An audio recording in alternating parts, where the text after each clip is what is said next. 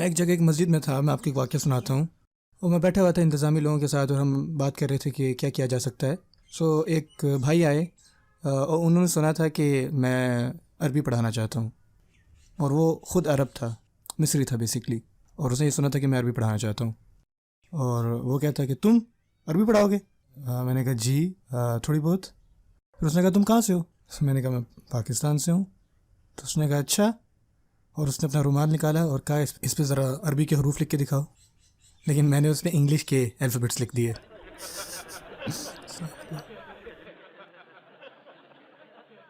تو اس نے کہا دیکھا نہیں آتی تمہیں عربی؟ میں نے کہا ہاں آپ ٹھیک کہہ رہے ہیں, صحیح بات. اور پھر وہ میرے ساتھ بیٹھ گیا اور مجھے عربی پڑھا رہا ہے. آدھا گھنٹہ میں بیٹھا رہا ہوں, ڈسکس کرتے رہے. اور پھر اس کو جانا تھا, اور پھر وہ چلا گیا. اور اسی رات اسی مسجد میں انتظامیہ نے مجھے کہا کہ آپ نے عربی کیوں ضروری ہے اس پر آپ نے لیکچر دینا ہے. اگر آپ یوٹیوب پہ جائیں اور لکھیں ہاؤ ٹو لرن عربک یا وائی لرن عربک, تو وہ جو لیکچر ہے نا وہ اس مسجد میں دیا گیا ہے.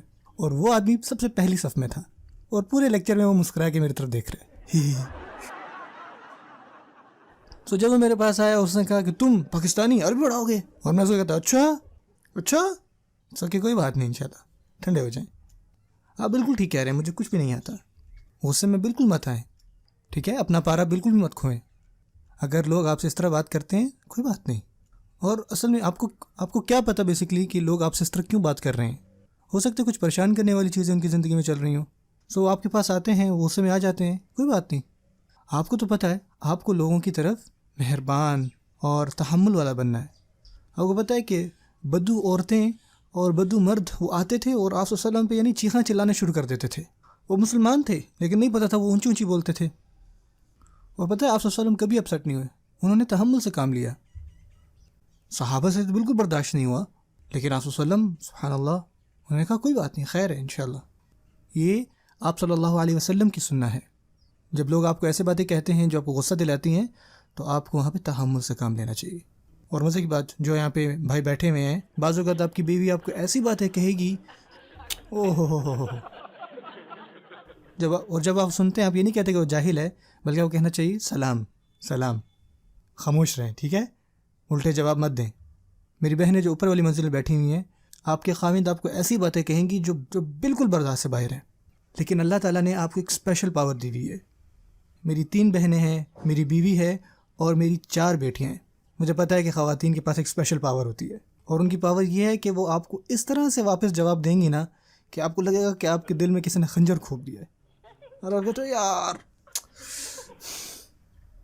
لیکن آپ بہنیں, میں آپ سے مخاطب ہوں, جب آپ کے خاوند پارے سے باہر ہو جائیں یا وہ زیادہ ایموشنل ہو رہے ہیں یا زیادہ غصے میں آ رہے ہیں, سلام, ٹاپک کو چینج کر دیں. اور سلامن قالوا سلامن کا مطلب یہ نہیں ہے کہ اللہ تعالیٰ آپ کو کہہ رہے ہیں لٹرل سلامن کہنا ہے, کہ کوئی لڑا تو آپ سے کہہ رہے سلامن. اس طرح نہیں, یہ اس کا مطلب نہیں ہے. سلامن جس کو عربی میں حال کہتے ہیں, یہ وہ یہاں پہ ہو سکتا ہے. آپ کو پتہ ہے مطلب کیا ہے؟ وہ تحمل سے بات کرتے ہیں. وہ یہ نہیں کہ سلام لفظ کہتے ہیں, وہ تحمل آرام سے بات کرتے ہیں. وہ اس طرح سے بات کرتے ہیں جو معاملوں کو ٹھنڈا کر دیتا ہے, آپ کا غصہ دور کر دیتا ہے. مثال کے طور پہ ایک دفعہ میں مسجد میں سو رہا تھا, میں اعتکاف میں تھا اور مسجد میں سو رہا تھا. سو آپ کو پتہ ہے جب آپ سو رہے ہوتے تو آپ کو پتہ نہیں چلتا کہ آپ کی کس طرف کروٹ ہے. اور میں سو رہا تھا اور میری ایک دم آنکھ کھلی کیونکہ میرے پیٹ میں کسی نے لات ماری تھی. اور وہ انتہائی ایک بزرگ آدمی تھے ہمارے اس میں گیدرنگ میں, اور وہ پیچھے سے افغانی تھے, اور وہ بھی وہاں پہ اعتکاف میں تھے, اور ان کو انگلش عربی کچھ بھی نہیں آتی تھی, وہ صرف پشتو بولتے تھے. اور میں ایک دم اٹھا یار اوف, اور میں دیکھ رہا ہوں ان کی طرف, اور انہوں نے کہا کہ قرآن. دراصل میری جو کمر تھی وہ قرآن مجید کو ہو رہی تھی, تو انہوں نے کہا آپ کی کمر قرآن کی طرف تھی, تو اس وجہ سے میں نے اس طرح اٹھایا آپ کو. اور میں وہاں پہ کھڑا ہو سکتا تھا کہ دیکھیں آپ مجھے آرام سے بھی اٹھا سکتے تھے, یار میں روزے سے ہوں اور آپ اوپر سے میرے پیٹ میں لات مار رہے ہیں. لیکن آپ کو پتہ میں نے کیا کیا؟ میں ان کے ساتھ وہاں پہ بیٹھ گیا آرام سے. میں نے ان کو کہا کیا میں آپ کو کچھ قرآن مجید سنا سکتا ہوں, آپ میری تھوڑی سی تجوید ٹھیک کر دیں. اور ہم ایک دوسرے سے سائن لینگویج میں بات کر رہے ہیں, اور میں نے ان کے سامنے قرآن مجید پڑھا اور ہم نے باتیں ڈسکس کیں. آپ کو اپنے آپ کو تحمل سے رکھنا ہوگا, آپ کو اپنے آپ کو کنٹرول کرنا ہوگا. آپ کو ہر طرح کے لوگ ملیں گے, ہر طرح کی ذہنیت والے. آپ میں سے کچھ غصے والے باس کے ساتھ پھنسے ہوئے ہیں, اوہ انا للہ و انا الیہ راجعون. جیسے وہ ہر ٹائم غصے میں ہے, وہ غصے میں اٹھتا ہے, وہ کھا رہا ہے, وہ غصے میں ہے, یہاں تک کہ وہ ہنستا بھی غصے میں ہے. اور پتہ ہے کہ آپ کو تحمل کے ساتھ ان سے معاملہ کرنا پڑے گا. آپ کے پاس لوگ کام کرتے ہیں، آپ کے پاس ٹیچرز ہیں، آپ کے پاس اسٹوڈنٹس ہیں جو آپ کو غصہ دلاتے ہیں. آپ کو اپنے آپ پہ کنٹرول کرنا ہے. آپ کلاس میں غصے میں نہیں آ سکتے.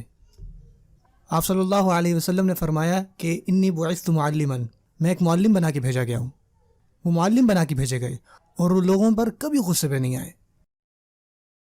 سبحان اللہ.